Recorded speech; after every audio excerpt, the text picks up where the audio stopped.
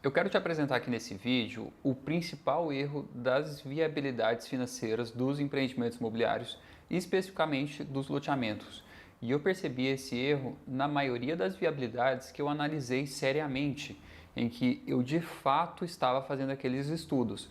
E foram muitos estudos desse jeito. Qual é o jeito mais comum de pensar sobre a viabilidade de um loteamento ou a viabilidade de um empreendimento imobiliário? É separar duas categorias. Eu tenho as minhas receitas e logo em seguida eu tenho as minhas despesas, que é o meu custo de obra, o meu custo de cada venda, o meu custo de terreno e o meu custo tributário. Eu faço a diferença então entre as duas coisas, receitas menos despesas. Se esse resultado for positivo, esse é um empreendimento que é lucrativo, e se esse resultado for negativo, esse é um empreendimento que dará prejuízo. E existe um erro muito sério nessa conta tão linear e nessa conta tão estática. O erro aqui é não levar em consideração o custo do capital. E esse erro continua sendo grave se você já tem todo o dinheiro para fazer esse empreendimento. Se você vai usar todos os seus recursos próprios dentro daquele empreendimento. Você não vai chamar nem investidores, nem um capital bancário, que por enquanto não existe tão abundantemente no mercado de loteamentos. É importante levar em consideração o custo do capital próprio. E a gente está vivendo um momento econômico que é bastante interessante para esse ponto aqui, que é um momento em que os títulos da dívida pública federal estão pagando muito bem. O que é isso? Eu vou fazer uma simplificação aqui para você. O governo federal, o Brasil, a União, gasta mais do que arrecada. A gente tem um orçamento que é deficitário. Então, como é que a gente continua pagando as nossas despesas? O governo federal pega esse montante, que é uma dívida, e então vende essa dívida para as pessoas que querem comprar essa dívida e, em troca dessa venda, irão remunerar essas pessoas ou com uma taxa que é pré-fixada, que é você combina esse valor no momento da contratação, ou uma taxa que é pós-fixada, que é dependendo de algum índice. Então, essa taxa pode ser pré-fixada, por exemplo, uma remuneração fixa de 12% ao ano. Ou essa taxa pode ser pós-fixada, que seria uma remuneração do tipo IPCA mais 6%. É pós-fixada porque o número IPCA pode variar ao longo dos próximos anos. E o que a gente está vivendo nesse momento econômico agora é que o governo está tendo que pagar altas taxas para que esses títulos de dívida sejam atrativos. Então a gente está vivendo esse cenário que eu expliquei aqui. É mais ou menos 12% ao ano ou IPCA mais 6% ao ano, o que são números muito altos. E esses dois títulos que eu estou apresentando aqui, pré-fixado ou pós-fixado, eles representam os investimentos mais seguros dentro de uma economia nacional. Se você estiver restrito a investir aqui neste país, no Brasil, o que é o mais seguro que você pode fazer? O mais seguro é comprar um título da dívida do governo federal. Por quê? Na pior das hipóteses, o governo vai ligar uma impressora na tomada e vai imprimir novas cédulas de real para te pagar. É praticamente impossível um governo, um país, dar calote na dívida interna. O que pode acontecer é que essa moeda passe a valer nada, igual acontece num país tipo a Venezuela. A moeda de troca tem baixíssimo poder de manutenção de reserva de valor. A inflação fica muito alta, mas não existe calote. As dívidas foram pagas. Então, é por causa disso que a gente classifica esse investimento como sendo livre de risco. No caso de acontecer esse calote, no caso de a moeda deixar de valer, todos os outros negócios também vão deixar de valer. Então, no pior cenário, a melhor coisa que você pode ter é um título de dívida do governo federal. E aí, esse investimento que é livre de risco está neste momento apresentando uma rentabilidade que é muito alta. Então, a gente precisa levar em consideração esse custo do capital na hora que a gente vai empreender. É mais ou menos como se você tivesse que lançar uma despesa mês a mês ao longo da vida do empreendimento para pagamento do dinheiro que foi aplicado naquele empreendimento acumulado até aquele momento. Então, se no primeiro mês eu vou alocar nesse empreendimento R$ 1.000, eu preciso pagar os juros sobre esses R$ 1.000 que foram colocados ali por um mês. No mês seguinte, se eu paguei mais R$ 1.000, agora eu tenho que pagar os juros sobre o saldo acumulado de R$ 2.000. E aí eu preciso ser remunerado por isso. E esse cenário é muito comum em outras áreas da economia. Por exemplo, eu tenho um financiamento de construção pela Caixa Econômica Federal. Então, a Caixa está financiando a construção da minha casa. Como é que funciona esse procedimento?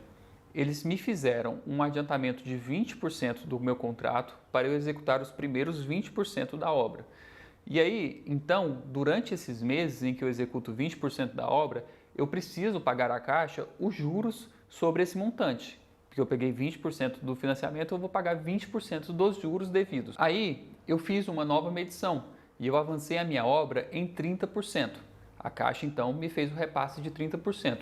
Agora, eu preciso pagar os juros mês a mês sobre 30% do valor do meu contrato e assim até a conclusão da obra. Lá no último mês da obra, eu vou pagar juros sobre 100% do valor do contrato e assim que eu finalizar a obra e averbar isso no cartório, eu vou iniciar o pagamento das amortizações e das outras despesas do contrato. Então, por enquanto, eu tenho que pagar os juros sobre o capital que foi investido naquela obra. E essa conta tem que ser feita dentro do seu empreendimento imobiliário. Quando você faz um loteamento em que você vai passar 18 meses em fase de aprovação, 24 meses em fase de aprovação, depois você vai fazer o seu lançamento e vai vender essas unidades e executar as obras por mais 24 meses, 48 meses e depois você ainda vai receber parcelado esses valores ao longo de mais 120 meses, é importante levar em consideração nessa linha do tempo o custo do capital próprio investido. E o jeito de fazer essa conta não é nada simples, não é nada intuitivo. Inclusive, eu tenho uma planilha de viabilidade focada para empreendimentos imobiliários, que facilita a produção desse fluxo de caixa e facilita a conta do custo de capital ao longo da vida do empreendimento, somando qual que é o valor da sua despesa financeira. Se você tiver interesse em dar uma olhada nessa planilha, tem um link aqui embaixo na descrição desse vídeo. Mas então, na hora que a gente vai decidir se a gente faz um empreendimento ou não, a gente tem que levar esses dois fatores em consideração. Imagine, por exemplo, que você não está inserido agora, neste momento, no mercado imobiliário e que, por algum acaso, você recebeu um montante de R$800 mil. E agora você quer decidir o que você faz com esse dinheiro. Se você vai construir uma casa, se você vai fazer um loteamento, se você vai deixar esse dinheiro aplicado. Então, surgiu uma oportunidade. Vamos fazer um loteamento com R$800 mil. Qual que é a primeira resposta que você tem que ter? É se esse empreendimento será lucrativo ou não. Só essa primeira pergunta aqui já não é fácil de fazer. Como é que a gente faz a conta? Por meio de uma planilha de viabilidade, você vai pegar todas as suas premissas, né, o que você entende que vai acontecer no futuro, coloca essas premissas numa planilha e então olha os resultados dessas premissas. Então, considerando que eu vou adquirir um terreno por tal configuração de permuta ou se eu vou fazer um pagamento à vista, considerando que eu irei executar as obras por tal preço, considerando que eu irei vender essas unidades por tal condição de pagamento e considerando que eu terei outras despesas desta maneira, esse empreendimento será lucrativo ou não? Então a primeira coisa é olhar para as premissas que você tem sobre esse empreendimento e converter isso em resultados analíticos sobre esse empreendimento. Mas a gente ainda tem que responder a segunda pergunta, que é investir nesse empreendimento, né? Gastar todo o meu tempo, minha energia, meu dinheiro neste empreendimento, correr o risco desse empreendimento dar certo ou não, é melhor do que fazer nada? É melhor do que deixar meu dinheiro parado lá no banco? É melhor do que eu comprar títulos de dívida do governo federal? É melhor do que eu deixar investido num CDB? É melhor eu fazer o empreendimento ou é melhor deixar meu dinheiro parado? E agora, neste momento econômico que a gente vive, essa segunda pergunta ela está ficando cada vez mais difícil de ser respondida favorável para os empreendimentos imobiliários. Porque neste momento você está sendo bem remunerado para comprar títulos da dívida federal. Está sendo bem remunerado para comprar títulos do Tesouro Direto. Então, dependendo do jeito que o governo administra a economia, que o governo administra as finanças, as contas públicas, vai ficando cada vez mais difícil aprovar viabilidade de empreendimentos que não são tão lucrativos. Os empreendimentos eles precisam ser cada vez melhores para que eles sejam atrativos para os empreendedores, porque a gente não empreende a troco de nada. A gente está sempre tomando decisão, a gente está sempre sendo balizado entre fazer e não fazer. E neste momento econômico que a gente vive, ser remunerado por não fazer não está deixando de ser atrativo. Então o governo está agora vivendo essa situação que não é simples, é uma situação que é muito difícil. Eles estão batalhando contra isso, que é, eles precisam vender os títulos da dívida federal, porque eles precisam trazer dinheiro para o caixa. E eles também precisam que a economia se mantenha ativa, então eles não podem remunerar tão bem esses títulos.